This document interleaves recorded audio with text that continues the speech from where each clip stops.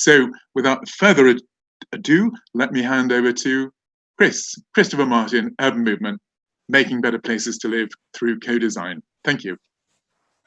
Thanks, Robert. I'll just share my screen and then we'll get kicking off. Great. Yeah, well, thanks very much. So as Robert said, I'm Christopher Martyn. I'm on the executive committee of the Urban Design Group and director of urban strategy at Urban Movement. Tonight, we're focusing on the places we live, our homes, our communities. Arguably, never before has there been so much scrutiny on urban environments and the effects that they have on our health and happiness, with people spending so much more time at home as well.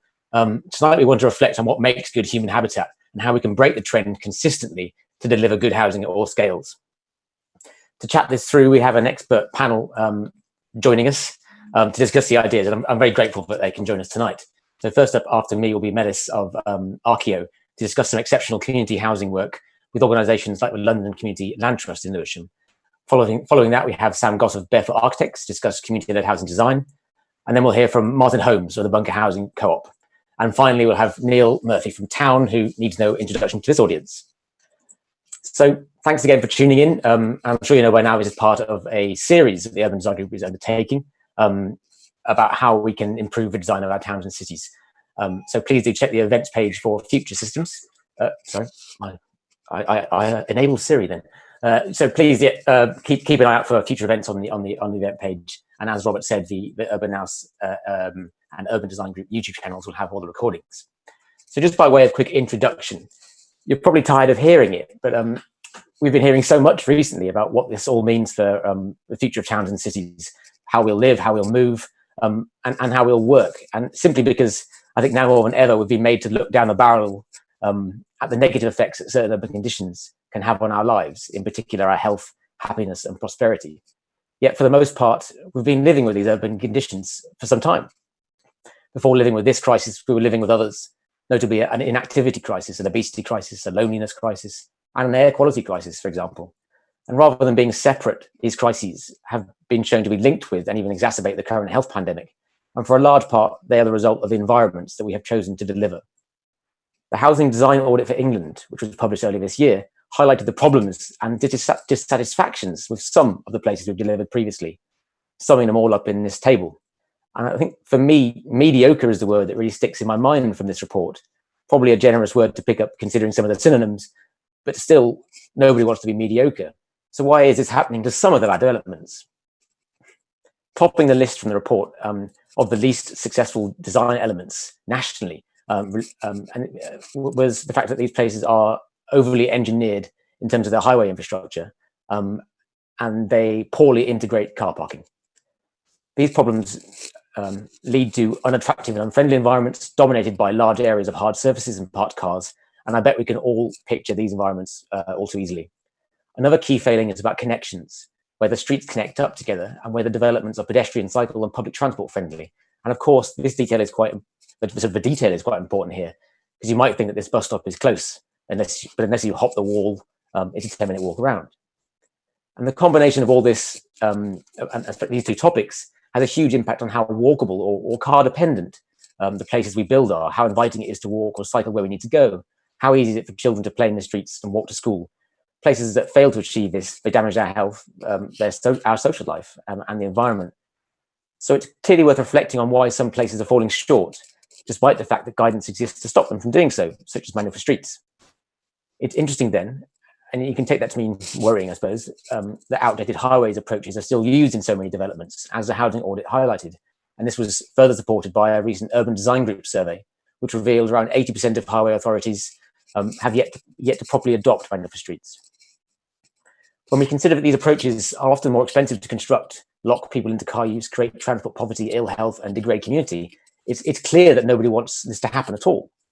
So it would be interesting to reflect tonight on the challenge which we have, which is to establish what we can do to make sure that the end product, the type of place we all want to live, is considered, prioritized at every step of the way, rather than being disaggregated into silos and then put back together.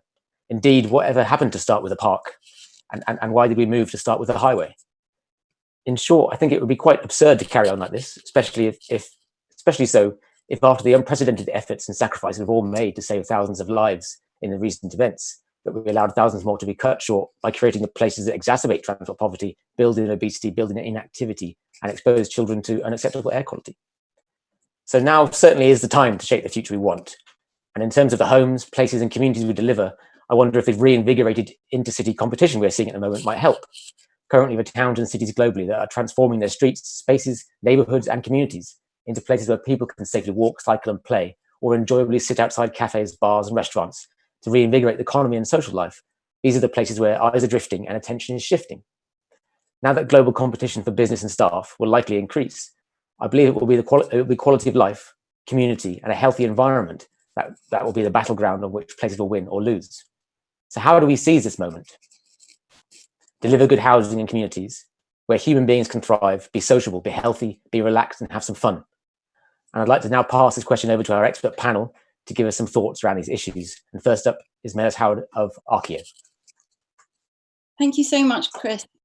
That is no small order what you've passed over there, and I hope that I can deliver at least some inspiration. I'm sharing my screen, so if you just let me know if you can see that all right. So my name is Mellis Howard. I'm a director at Archio Architects. That is our logo. I'm really happy to be speaking today, and I think perhaps what I just want to start with is a little story by way of an introduction to a project and an interesting client and a really interesting process. This is a woman called Nano. She is a resident of Lewisham in South London, and she has been all her life. When we met her, she was very angry about how her neighbourhood was being gentrified and being changed in ways that she felt excluded from. She wanted to play a role in her city, and for her, what she saw as a priority was the lack of affordable housing that was driving people to move away, and as a result, tearing up her community. She joined a group called South Lewisham Citizens and campaigned to the local council, who eventually, after a long backstory, declared a small garage site in Lewisham surplus to their requirements and designated it to provide affordable homes. At this point, our client, who Chris mentioned earlier, London Community Land Trust, became involved. And there's a lot that you can talk about in terms of community land trusts as a model in themselves, and that's not what this evening's about. But in short, they sell homes according to local earnings. Well, at least this model, London Community Land Trust do. And so the sale cost is a third of market rates, and the homes are held in trust so they remain affordable in perpetuity. Clearly, they were a good client for what Nano saw as her purpose. Although I'm an architect, I'm going to try not to talk too much about the site, because really I want to talk about the process. But all I really need to say is there's a reason that this site here in the red line was declared surplus. It's on the corner of an estate, abounding a primary school, like nearly impossible to access except via another housing estate. And all in all, this is a typical small site that we're expected to deliver 25% of London's new housing stock on. What I really want to talk about today is how the project started and how this is a kind of, I think, an inspiring model for how communities can be engaged, as you say, Chris, with a mind for what the end product could be from the beginning of the project, rather than as a kind of exercise halfway through. So London Community Land Trust has a priority that residents, whether the residents, future residents of the home or the neighbouring residents, play a meaningful part in the developing process. And they do that by delegating key decisions to them. And although a vote is somewhat of a blunt tool, it is really powerful in terms of grabbing attention and making people genuinely involved in a process. So this is actually a photo of the day that we won the project, because we won the project through public vote. We were up against two other architects, and we were asked to essentially pitch ourselves to anybody who walked past the site. It was quite chaotic, but in any case, it really grabbed the attention of local people. And our mission as architects is to deliver beautiful, functional, sustainable homes for people regardless of their background or income, but also through the process of design to give people agency and voice in this somewhat usually distant process. So we felt that London CLT's approach had loads of potential for us. And once we won the project through public vote, it totally changed this normal dynamic. Local people had taken a punt on us, so they were trusting us to deliver in their interests, and we really needed to make sure that happened. So this is the first day of the project. Our whole office went to site. We took over the empty garages, and we held a 3-day workshop. This is my co-director, Kyle, rubbing his chin pensively. We used tools that, excuse me, were kind of simple to quickly manipulate: foam cutters, maps, pens, post-it notes. But really what we wanted to do was say, we're here to listen. We have no agenda. We have nothing designed. We just want to hear from you. And it was absolutely extraordinary how people invited us into their back gardens to see the site firsthand. Quite a unique experience for the first annual project. Obviously, we became empathetic with them as individuals, and they gained trust in us as designers for the housing next to their site. We asked them to help make massing models. We explained the impact and the kind of crucial fact that the bigger the building was, the more impact it had on them, but the more affordable homes it would deliver. But essentially what this was all about was skilling them to understand the constraints of the site and enabling them to help us solve the problems of the site. The design went through many iterations. It was developed through workshops, and we were really delighted halfway through that a local group formed a kind of resident steering design group. And all of this being said, you've got to remember these people are never going to live in these homes. They were not going to necessarily be available to them. This was just because they saw that they had the power to affect the thing in their neighborhood, and that they felt that that was important. I think at Archio, we're keen to remove like the architect's ego at every level. And we really tried to push this idea of community control as far as we could. We posed questions: could the community choose like things like brick specification? But actually, I think this felt like tokenism at some point. And actually, things like brick choice is so guided by cost and availability at the time. And in any case, the planners were really aghast at that idea, and they were scared of the control being taken from them. So rather than a vote, the design was deliberated and agreed upon through a consensus.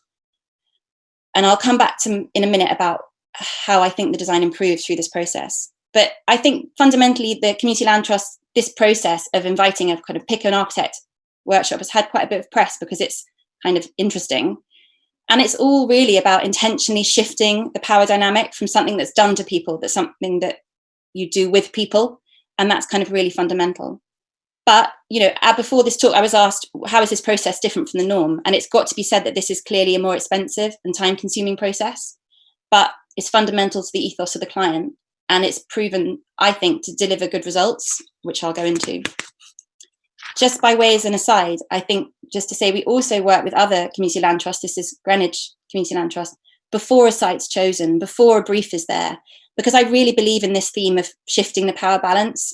And in a way, Chris pointed at this at the beginning about always needing a kind of champion of what's the end product. And you're never going to get that if you water it down at every process. But if you involve local people from the very, very outset, then they will carry that vision through, or at least I think that's how we should be designing these processes.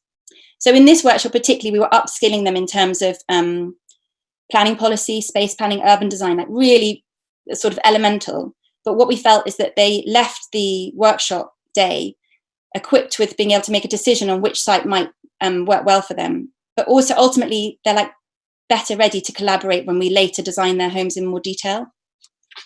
But going back to the Lewisham site I mentioned at the beginning, like how did it turn out? How did the involvement, this kind of long process of involving local residents, improve the design? It's a really, really simple rectilinear brick building with projecting balconies. I mean, it's super budget focused, let's say. You know, if you're selling properties at a third of market rate, you've got to be thinking about cost saving at every corner. And that really helped having that detailed conversation with the community as we go, so they understood the steps we were making. But really what changed kind of halfway through the project is this central space in front of the houses. It's actually a kind of very scary pedestrian route at the moment. And we were our ambition was to make it much more livable.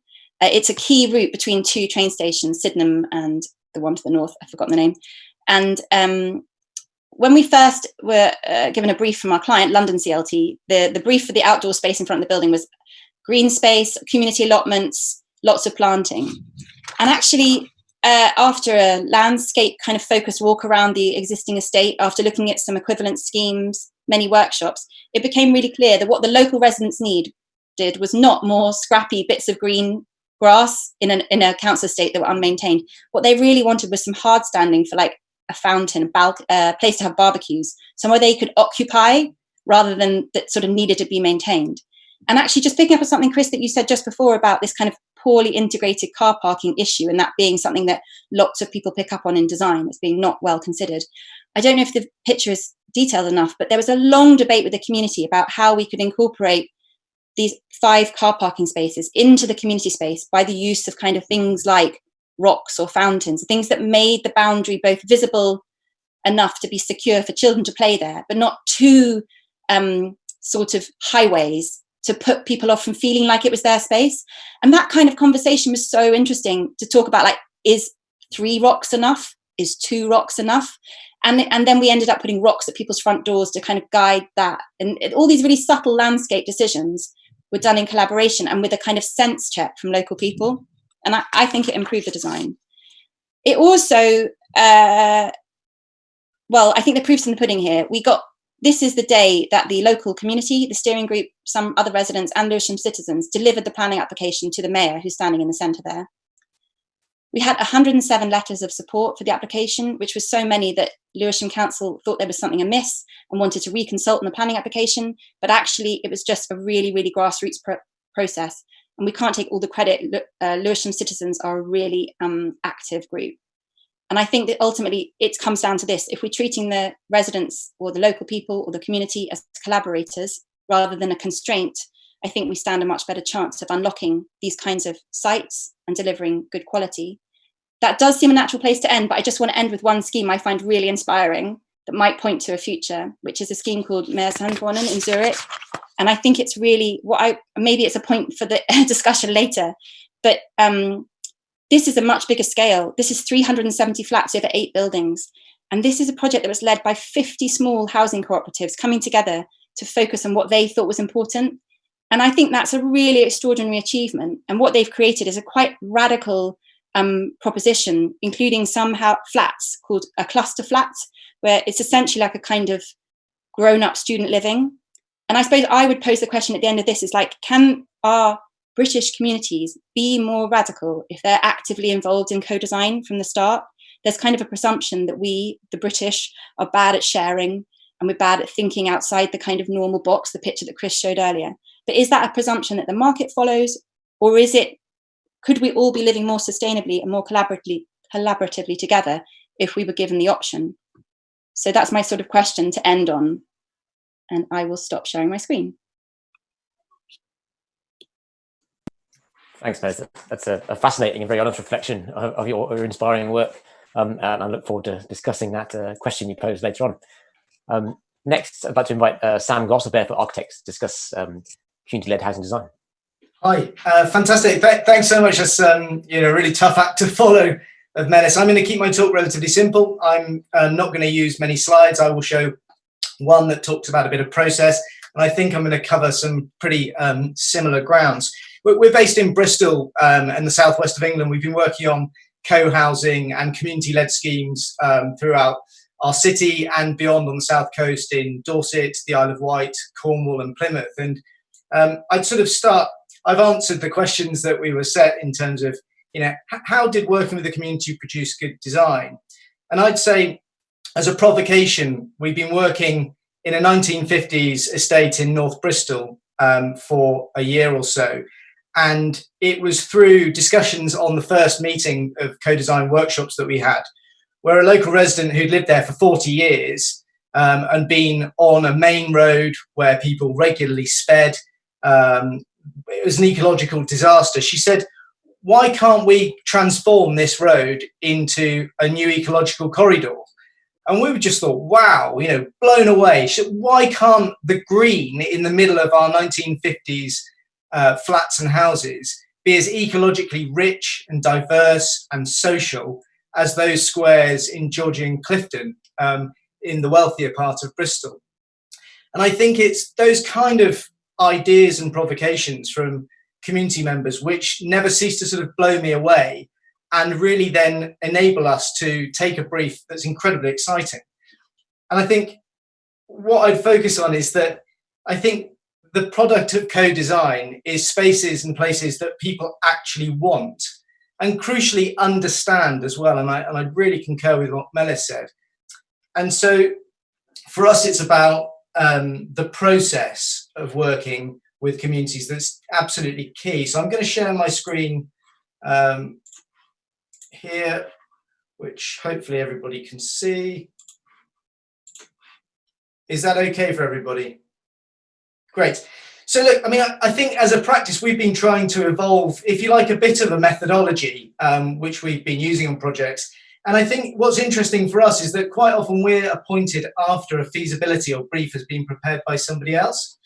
And so our starting point is always that it's really essential that we respect that work that the community hopefully have been engaged with from the outset when we adopt it from other people. And I think that really begins a process of trust, which is so key to working with local residents. And this sort of methodology that we've been working on, it's about listening to people. It's a process where we invite them to take us on a walking tour around their neighbourhood and tell us what does and doesn't work well and why, and what they like, what their aspirations are.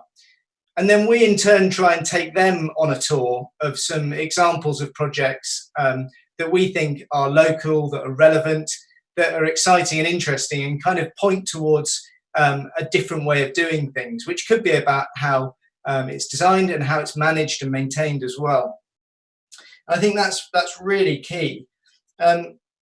What we see often is that we think local people are expert local consultants, so it's to treat them with absolute respect.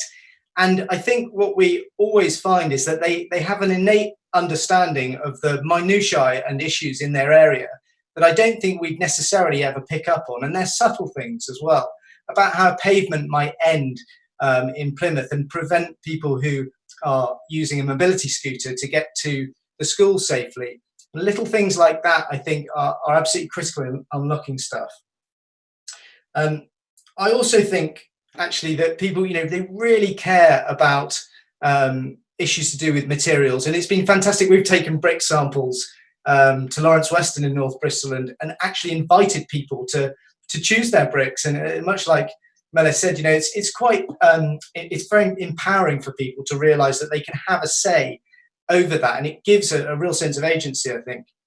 I think ultimately, we think that this sort of better informed process means that you end up with a development that a community can really understand.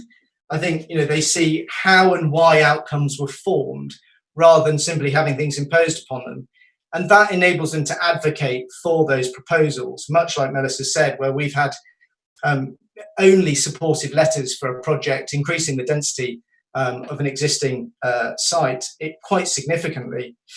I think you can get a real wave of support then, and people have a great sense of pride in having contributed to that.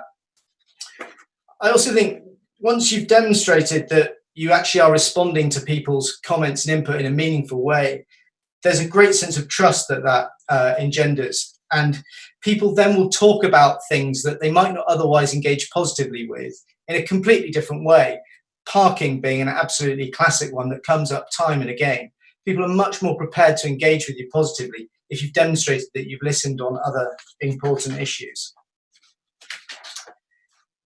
The second thought is how co-design processes are received in terms of planning and design delivery norms. Now, what we've also tried to do, in particular in Plymouth, we've invited planning officers to come and meet with and talk to the resident group that we're representing. And I think bringing them into the co-design process and being part of the conversation really enables residents to understand the different aspects of the whole process, which otherwise I think are quite difficult to grasp. And I think hearing it from the horse's mouth is absolutely critical. And the other thing we've really struggled to do on some projects is actually educate the planning team that we're not a cynical developer, that the local residents are doing something different, that we're striving to do something unusual and positive and good. And trying to change that conversation has been tricky. And the other thing that we've done to try and address that is taking prospective residents into the planning meetings that we've had with urban design officers. And I'll give an example where we took Amy, who's 21, lives as a single mother in a damp, cold tower block in Lawrence Weston. And she so positively described her living conditions to the planning officer and urban designer, and then said, why should they not support a scheme which is offering her a safe, secure, warm home with a garden that her children can enjoy and play in? And it was such a powerful moment to hear the case officer really quite sort of shaken by the honesty of this young woman. And I think that is absolutely amazing. We've also been blown away by local authorities' sometimes lack of willingness to take heed of what a community group is saying. And in Lawrence Weston, again, this is a project where in a big local area of a 1950s estate, so they have £1 million from the National Lottery to spend on projects that they want. Part of that was developing a neighbourhood development plan, which is there as a tool to empower them to really enact the sort of developments they want to see. And what I've been fascinated by is the same people that wrote the neighbourhood development plan co-designed a scheme with us and attest to it meeting their neighbourhood development plan. Yet the local authority, who have never been there, say that it doesn't, and have really encouraged us to repeat the same normative model of large flats in an open parkland, which has caused problems that they identify in their own supplementary planning documents. So there's this fascinating moment where we then try and support the community group to say, be bold, stick to your ambitions, and not to be afraid of taking a project to committee, which I think people, are understandably cautious of. But each time we've done it, we've had projects voted through by committee with unanimous consent.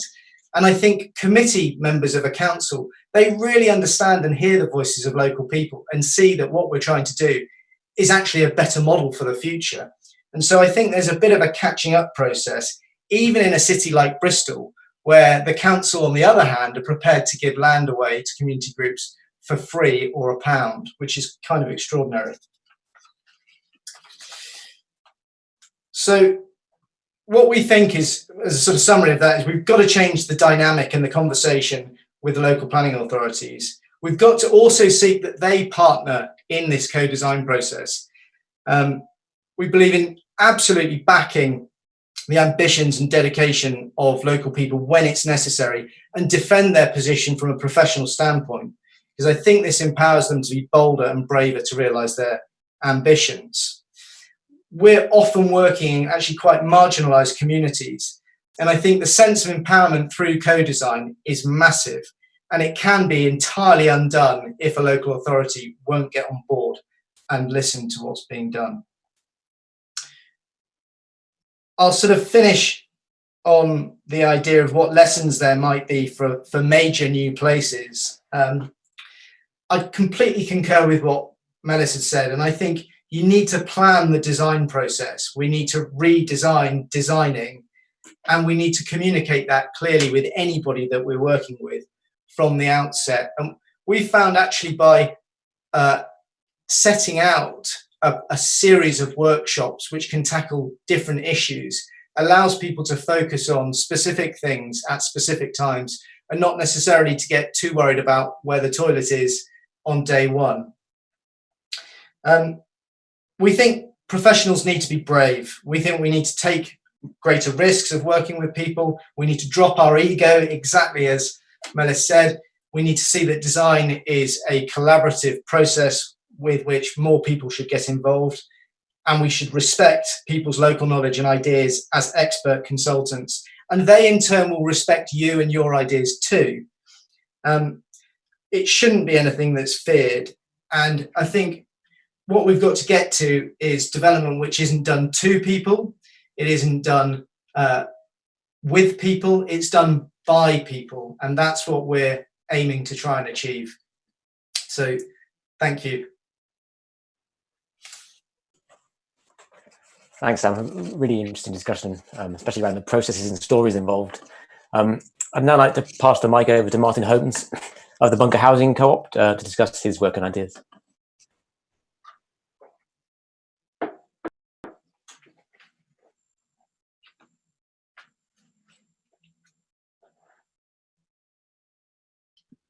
Sorry, I've realised I was muted. I'm sharing my screen. Can you stick me a thumbs up if you can see it? Excellent, thank you. Yeah, so thank you very much, everyone. That's really interesting. I'm part of a community group in Brighton that have kind of been through that collaborative process. So I'd kind of like to address the questions that we got sent directly from the experience of going through that, and what our kind of group's reflections were on it. So we, as a group, we've just finished our first 2 houses, and we've got another 5 sites all throughout the city. They're all infill sites, they're all difficult sites from the council, but that's the site side of it. So the question of how did community-led development produce good design outcomes? Well, I think fundamentally it's not business as usual, as most of the other speakers have said, and that kind of leads to different outputs and outcomes. I quite like the way that community-led housing is a very British way of talking about it, and in other countries and academic circles it's kind of called participatory or collaborative housing, which I think can kind of breaks it up, is more what we're talking about here. Community-led is quite a tricky term, really. Our group, we all lived in precarious, damp and overpriced rented accommodation. We wanted something better than that, basically. We wanted affordable, safe, secure and healthy homes. But also we wanted to demonstrate that sustainable, affordable and high quality homes are not just a luxury, basically. We had a kind of grand designs vision, but you know, for people on a low income. So it was quite a challenge for the architects that worked with us. We understand that we also wanted to make it clear that affordable housing doesn't mean cheap housing, essentially. So that was another thing that drove us forward. We started off quite small as a group, and these are some pictures of the early meetings we had with our architects. So there's just 2 families and our kids, because we started off with this very small site. But that really helped us actually making early decisions and helped the project move along quite quickly. What we realized that is basically it was for us and the architects a learning process. Having a group as a client was not the same as having individual clients. And I mean, a couple of us did work in the building industry, but other people have now come into the group who people don't really understand how development works, essentially, and they don't know what an architect does. And I think it's really important that the kind of whole process is just opened up and demystified to people, because it can seem like something that's so far away and not understood. And the language as well can sometimes be quite difficult. I think that also as a group we had different motivations in language. You know, we talked about homes, not about units, and sometimes we found ourselves kind of using developer speak, and we had to kind of bring ourselves back to remembering that what we're doing is building homes, we're not building units. But I think, as other people have said, that when it works well, it was a reality check for us as a group, because working with professionals made us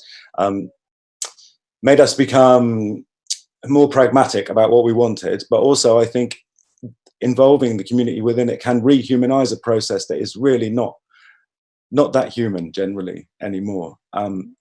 And I think also what's important is that it builds a creative space, a space of dialogue, a place where problem solving happens together. I mean, that can be a frustrating space, I think, but most good things are quite frustrating and difficult to do. And I think there can be an entry fee to that space, which is that I mean, as people have said already, I think the idea of people being the experts or having the power, that has to be put down, because I think unless everyone enters that space on an equal footing, then it will never feel like an equal space. And that requires a certain amount of buy-in from everyone that's in that process, basically. So this is our early site visit. You can see that it was a fairly overgrown, abandoned site. And I've just put it here that we really felt that we had meaningful agency through the whole process, and we really felt as a group that we were leading right from the beginning, not just that we weren't just going to be passive consumers of a product or a system, whether that was social housing or new housing or just buying a house off the shelf. And that was really important to us. We had quite our brief was cabin in the woods. That's what we got, and for that being on a 1930s council estate and a rundown garage site, it was quite ambitious. But I guess one of the main things is that we wanted to stay in control of that process, because we didn't want things to get value engineered out, which can very often happen. We know in other developments. So basically, our red lines were quite clear, which meant that we had to be resourceful and creative about how we could do that. So we visited loads of different suppliers, we went through loads of different building methods. But I think one thing that we really, as us and with other groups that we work with in the city, is that communities are not so afraid of taking risks when it comes to design and materiality. So they're actually quite open to different ideas and to doing things differently. We actually wanted our architects to be creative and show us something that we couldn't imagine ourselves, because that's not what we do. I mean, we had ideas, but we couldn't visualize it. And I think that was something in the relationship that was really important. But also it gave us a real strong sense of ownership over the project, the process, and the homes at the end of it. And that's, as a co-op, we don't actually own them. We own them collectively, but not individual. But we really feel like they're our homes because we've been part of that process in a meaningful way right from the very beginning. So another thing, we had a public consultation, and we continued all the way up to the public consultation, working with the architect and refining the designs. And we hosted the public consultation, and because we knew we'd been so involved in it, we as the group became the voice of the project and the face of the project, and we could talk to local residents around where we were going to build them and actually explain ourselves, and very similar to what we said before about who we are, what we're doing, why we're doing it, etc. And I think that was really different, and people responded really well to that. I don't know if anyone knows this is community-led homes slide about the difference between community-led development, and it's pretty crap basically, but what it does is it shows that it's kind of ideally the group holds the process right from the very beginning through all the different stages, and of course they're the ones, especially of co-op and self-build, that end up living thereafter as well. So the second question was, what challenges did you have to overcome? Well, the site was a main one. This is a couple of aerial views you can see. Really, you can't even see it on the first one, but it's a really difficult site, long drive, in amongst a group of houses, loads of overlooking, all of those different things. It was identified in a bunch of sites. It was the most rubbish one that the council didn't want to do anything with. So basically they offered it out of a pilot scheme, and we kind of bit their hand off saying, great, because land is, it's really hard to get a hold of. But I think generally the whole kind of design and planning process, it does require a different kind of practice and a different kind of understanding of personalities and how you work with people. Again, it's not the same as working with a single client, even though we do make sure that we have single points of contact so that decisions are made, but they're all communicated quite clearly. Collective dynamic is very different. And as far as kind of like structural things like heating, we didn't want any heating. Building control didn't like that. And there was a tendency for not just building control, but other people to kind of want to over-spec and over-engineer the houses, and we wanted to keep bringing them back to being as simple as possible. So that was a bit of an argument. Cross-laminated timber, we built them with cross-laminated timber. That was really hard because it wasn't in our building control person's book, and they were like, what, I don't know, we wanted to have it all exposed timber, and they didn't like it. So we had to negotiate with fire service to work out what we could do, and we ended up having to put some intermescent coating on it and have sprinkler systems. So that was fine, but it was trying to do something different wasn't easy by any means. And delivery as well was really hard because we had to get these houses onto this really difficult site. Anyway, this is a slide of them finally arriving, which was a fantastic day, and how they went up. I mean, the cross-laminate is amazing how it went up. It was incredible. And we spent loads of time there. Obviously, we didn't do this. These are, professionals doing it. But we were there the whole time, and it was very exciting. We even got to go, this is my partner there, having a go at rigging up the crane, which is great. And our kids standing in the thing there.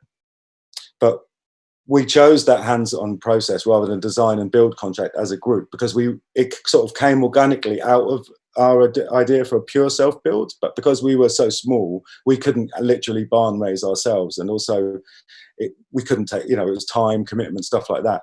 But we wanted to hang on to that agency that it would have given us, so we basically carried on in that way rather than going down the design and build. And we're not going to do that for other developments either. We're going to stick with this method now. So this is a view of the houses, right? The site when we first went there, then going on in the final houses, one of which I'm sitting in now. So it's been an amazing achievement, an amazing process to work in this way. And I think when we talk to other groups as well, we're saying, don't be afraid of doing it. And also to the architects, don't be afraid of doing it either, because, you're never on your own. And actually we found that relationship, when we were involved in it all, even though we learned so much, and I think the architects learned so much as well. We all learned so much. The community learned so much. The builders that we worked with, everyone who came across this different way of working felt really inspired by it. And I think that the outcome that we came out with was so this, we always see pictures of the outside, so I quickly took some pictures of the inside of my house today. Sorry about the mess. But we managed to get away with having exposed timber throughout the whole house, and bearing in mind this is social housing, I think, and we've delivered it affordable and the rents are affordable. I think that it's testament to how it can be done. So it wasn't always easy. Sometimes communication was difficult. We did have a professional project manager that worked with us for a bit. And our architect took the time to kind of get to know what community-led housing was all about, and its idiosyncrasies. It's not an easy thing to do. Design by committee was a thing that got bandied around a little bit here and there. I mean, it kind of is. And that, but that's fine. I think you just have to embrace it. It's a different way of doing things, and it's going to be a little bit difficult to start off with. But I think as far as what lessons that can be on a bigger scale, I mean, I think early stage community engagement, as other people have said, is really important. And I think it's important to create that space where those people can meet, and that's all stakeholders right from the very beginning and on an equal footing. And I think we should not be afraid to recognize and surrender our individual and systemic power, privilege, and sometimes even profit. I think there are loads of different methods of community engagement. Other ones have been mentioned, but we used community organizing. But they're different to different situations, but they basically come down to the fundamental thing, which is basically you create the space before you create the place.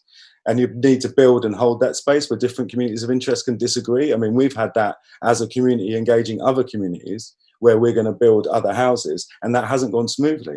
It's been really complicated. We've had some quite tricky meetings, but we've, as a community engaging another community, it was difficult. I think also what we learned is that development is not a magical process that needs to be managed and controlled by experts. Actually, people can really get involved, and people are perfectly capable of grasping any concept and understand any process if it's explained well to them.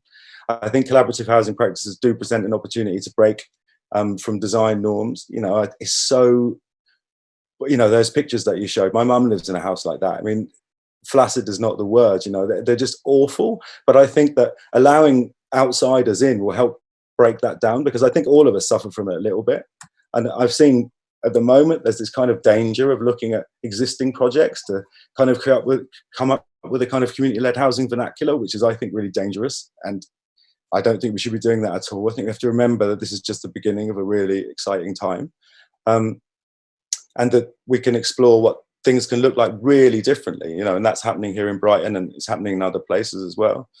I think that the development has to reflect the people and the place, and is, the antithesis of these neoliberal non-spaces that are coming up all around the world. And really, I think, as a kind of sector, an emerging sector, we should design and develop things that inspire European models, because we're constantly looking to Europe and going, oh, well, it's amazing what they're doing. We can do stuff here. We can do it. We don't have to follow behind, hanging our head and feeling ashamed that we haven't done it yet, because we can do it now.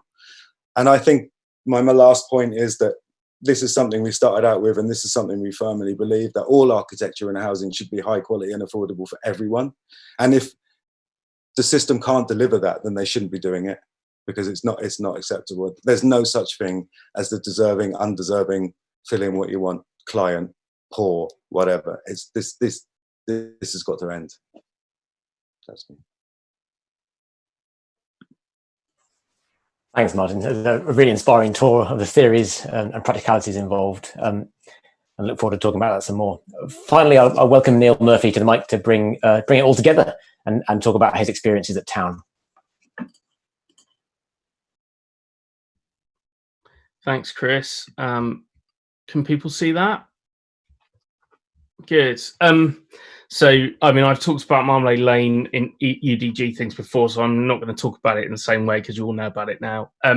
What I really want to do is sort of tie the discussion and those three fantastic talks so far just back to this question that Chris raised at the outset, which is, from these inspiring examples, what can we learn about, in a sense, the systemic procurement of much better placemaking, particularly with the emphasis on big strategic growth, and garden communities, and the really pretty poor write-up given to them by the housing audit, and is there a role for these projects really to sort of raise the bar in a more systemic way, particularly I think within mind the fact that organisations like Holmes England are now coming into, and local authorities are coming into the land market to enable these projects in a much more proactive way than they did. Planning is not the only tool that they have anymore. And so I think one of the things that you'll probably all be aware is quite interesting about Marmalade Lane is that in some ways it was the last piece, not quite the last, but pretty much the last piece in the jigsaw of a big urban extension to the north of Cambridge called Orchard Park, which is shown here. So Marmalade Lane is sort of edged in red, and then the wider Orchard Park area, which really sort of was developed from the sort of very late 90s through the noughties, really.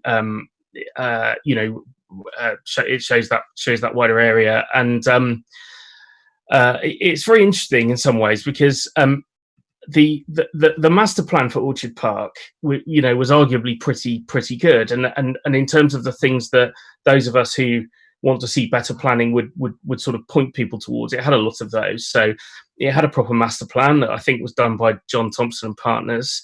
It had a design code which the local authority adopted in an SPD, and even though it was sort of 15 years old by the time we were looking at it, it was still something that the local authority was very keen that we paid appropriate fealty to, which gave us some issues.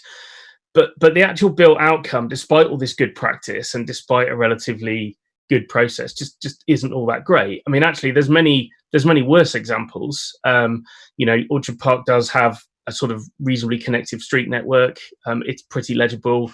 The landscape framework is starting to really be quite strong. But I think partly because, in a sense, of the way that the area sort of developed in relation to the economic cycle. So I think it was originally intended to be a mix of sort of owner-occupied housing and housing association housing, but because a lot of it was happening in and around the sort of 2008 crash, you sort of had this situation where quite a lot of unfinished market housing was built out as housing association housing, and quite a lot of the market housing ended up in sort of HMOs and relatively short-term private rents because, we're very close to the Cambridge Regional College here. Cambridge is a highly pressured housing market. And that's just what happens when you have the imbalance in supply and demand. You just get an awful lot of people living in relatively small amount of housing. So Orchard Park sort of in some ways had the right sort of spatial strategy, bit of a ropey delivery plan, a bit over-reliant on house builders inclined to use blue render on corners. But actually what it sort of lacked really was a sort of social gravity. So even though there's a sort of community council there and with a quite decent new little village hall, they really struggled to get people interested in the parish council or to turn up to events. And whenever anything was organised, when we organised an event to consult on Marmalade Lane, 2 people turned up. So there was quite a lot of disengagement. And so what it sort of led us to think really was really, what would happen if you, instead of doing a Marmalade Lane or instead of doing a community-led project kind of at the end, you did it at the start. And I mean, there's a few kind of thoughts we had really. The first is there's a really, even though, as I say, the sort of, Orchard Park by and large follows perimeter blocks, and it's kind of a lesson in simply following perimeter blocks is not good enough to get you good design, even if it's a fairly important starting point. I mean, this little aerial, which we had done recently, I think shows up the contrast between land use in Marmalade Lane and the surrounding areas pretty well. One of the big battles we had initially was really around parking, and actually, we've become kind of like stuck records on this now, which is that basically you just can't have decent urbanism if you're going to have loads of parking. The maths just don't work. And I think what's interesting is you've got 2 reasonably similar blocks facing one another here.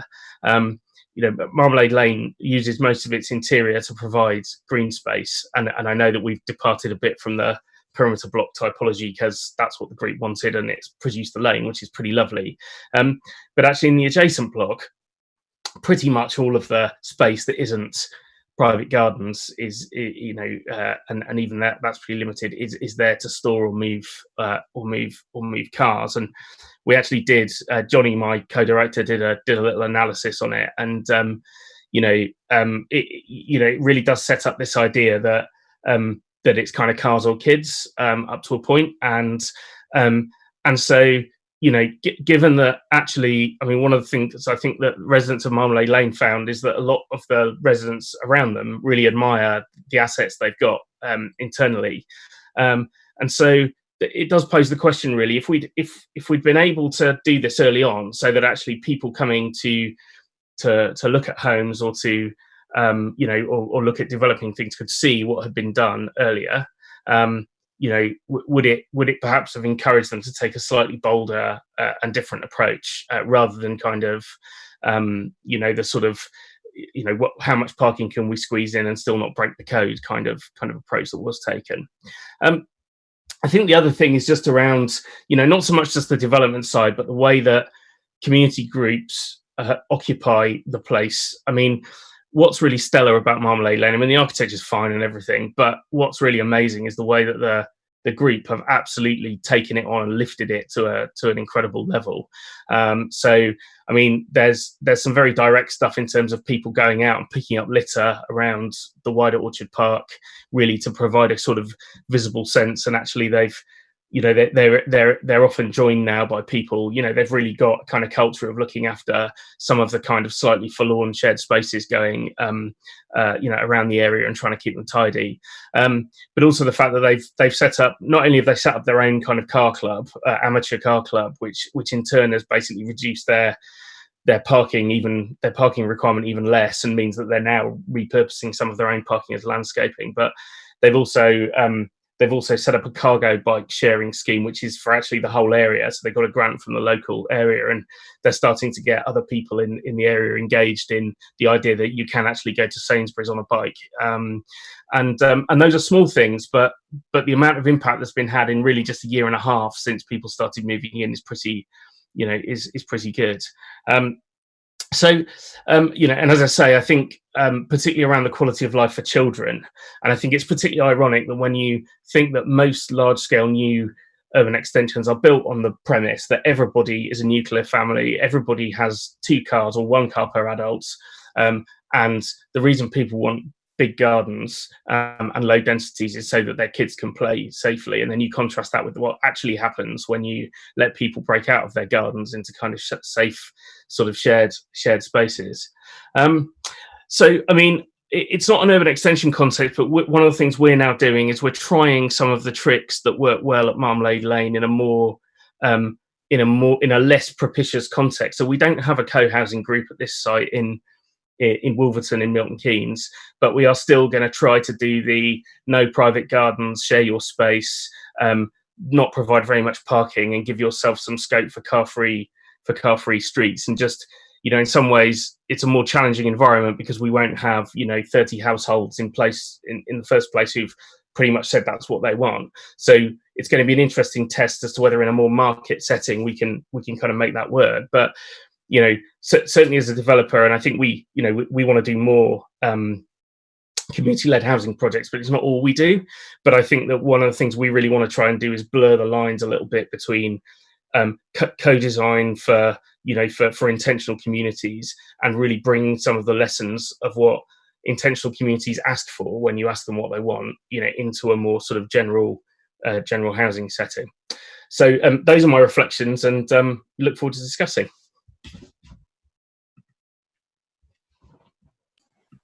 Thanks, Neil. That's fantastic.